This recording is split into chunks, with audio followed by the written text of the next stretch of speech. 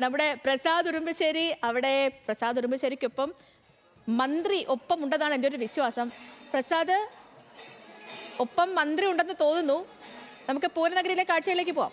സലക്ഷ്മി, minister നമ്മളോടൊപ്പം ഉണ്ട്. കാരണം എല്ലാവരോടും മിനിസ്റ്റർക്ക് പറയാനുണ്ട്. അപ്പോൾ എന്തായാലും നമുക്ക് മിനിസ്റ്റർ എങ്ങനെയുണ്ട് പൂരത്തിൻ്റെ ആവേശമൊക്കെ? പൂരം വളരെ ഗംഭീരമായി അത്യാവേശത്തോടെ ആഹ്ലാദത്തോടെ അഭിമാനത്തോടെ പൂരം പൂർണ്ണതയിലെത്തിക്കാൻ കഴിയുന്ന വിധത്തിലുള്ള എല്ലാ പരിശ്രമങ്ങളും സംസ്ഥാന ഗവൺമെൻറ്റിൻ്റെ ഭാഗത്തുനിന്ന്, ദേവസ്വം ബോർഡിൻ്റെ ഭാഗത്തുനിന്ന്, ഇവിടുത്തെ ജനപ്രതിനിധികളുടെ ഭാഗത്തുനിന്ന്, കോർപ്പറേഷൻ്റെ ഭാഗത്തുനിന്ന് സർവോപരി ജനങ്ങൾ എല്ലാവരും അനുസരിച്ചുകൊണ്ട് മുന്നോട്ട് വന്നിരിക്കുന്നു.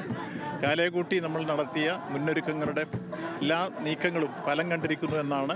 കൊടിയേറ്റ് മുതൽ സാമ്പിൾ വെടിക്കെട്ട് കഴിഞ്ഞ് ഇന്നലെ പൂര വിളംബരം കഴിഞ്ഞ് ഇതെല്ലാം കഴിഞ്ഞ് ഇപ്പോൾ രാവിലെ ആദ്യത്തെ ചെറുപൂരം എത്തിക്കഴിഞ്ഞിരിക്കുന്നു. ഇതുവരെയുള്ള എല്ലാ ശ്രമങ്ങളും നല്ല ഭംഗിയായി ഫലം കണ്ട് വിജയകരമായി മുന്നോട്ട് നീങ്ങിക്കൊണ്ടിരിക്കുന്നു. കോട്ടയത്തുനിന്ന് ഇവിടെ വന്ന് നിൽക്കുമ്പോൾ തൃശ്ശൂർ വന്ന് നിൽക്കുമ്പോൾ എന്ത് തോന്നുന്നു? കോട്ടയത്തുള്ള രീതി അല്ലല്ലോ. അല്ല, പൂരത്തിൻ്റെതായ ആതിഥേയത്വം വഹിച്ചുള്ള ഒരുപാട് അനുഭവ സമ്പത്തുള്ള ജനതയാണ് ഇവിടെ ഉള്ളത്. അപ്പോൾ ഒരു സാംസ്കാരിക നഗരി കൂടിയാണ് തൃശ്ശൂർ. ആ സാംസ്കാരിക തലസ്ഥാനത്ത് ആതിഥേയ സംസ്കാരത്തിൽ ഉന്നത ഉദാത്തവുമായ മാതൃക സൃഷ്ടിച്ചുകൊണ്ട് തന്നെ തൃശ്ശൂർക്കാർ ഈ പൂരത്തെ വരവേൽക്കാൻ വേണ്ടി എവിടുന്ന് വരുന്നവരെ സ്വീകരിക്കുന്ന പൊതുസ്ഥിതിയാണ് എങ്ങും കാണാൻ കഴിയും. എന്താ ഇഷ്ടപ്പെട്ടത്? ഇല്ല, അതെല്ലാം ഒന്നിനൊന്നിന് മെച്ചാണല്ലോ ഓരോ രംഗം. പൂരത്തിന് ഇപ്പം മേളമുണ്ട്, ആന ഉണ്ട്, അതുപോലെ വെടിക്കെട്ടുണ്ട്, കുടമാറ്റമുണ്ട്. ഇത് ഓരോന്നും വർണ്ണവിസ്മയങ്ങൾ തീർക്കുന്നതാണ്. ഓരോരുത്തർക്കും ഓരോന്നാണ് ആകർഷിക്കുന്നത്.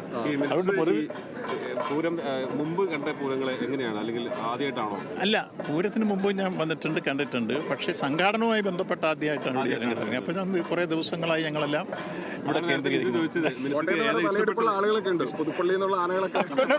അല്ല, പാമ്പാടി രാജനും അവിടുന്ന് വരുന്ന എൻ്റെ നാട്ടിൽ നിന്ന് വരുന്ന ആൾ.